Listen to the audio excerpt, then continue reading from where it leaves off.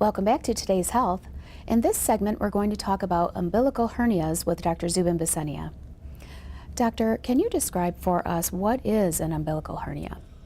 Well, umbilical hernia is essentially a hole of the abdominal wall at the umbilicus. So it's at the belly button. And what causes an umbilical hernia? In utero, the umbilical cord is attached to a baby at the umbilicus, and when a child is born, the umbilical stump scars over. And sometimes there's a congenital weakness at that area. Over time, though, adults can develop an umbilical hernia because the area is weakened, and anytime you have increased abdominal pressure, straining, coughing, heavy lifting, obesity, will put pressure at that site, which will cause a hernia. Now, what are the symptoms of an umbilical hernia? Typically, people will complain of a mass, a lump, or pain. Who is most at risk for developing this type of hernia? So you can be born with it, and that can create a hernia.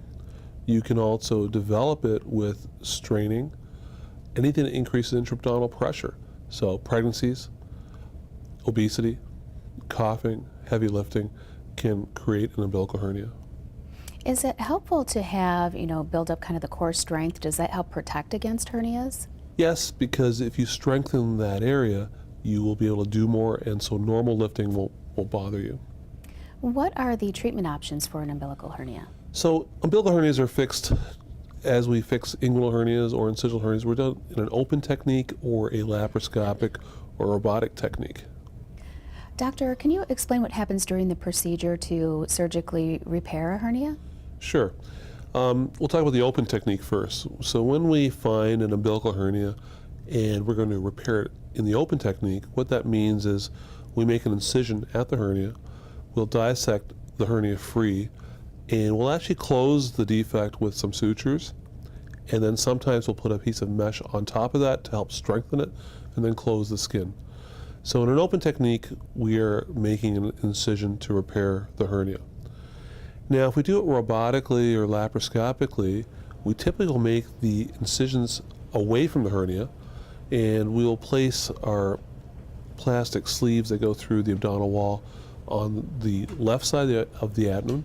We'll visualize the hernia with a camera on the inside, and with the robot we're able to suture the defect closed, and then we'll place a piece of mesh. It's a special mesh that goes in the abdominal cavity, and we buttress the repair by suturing the mesh around the repair.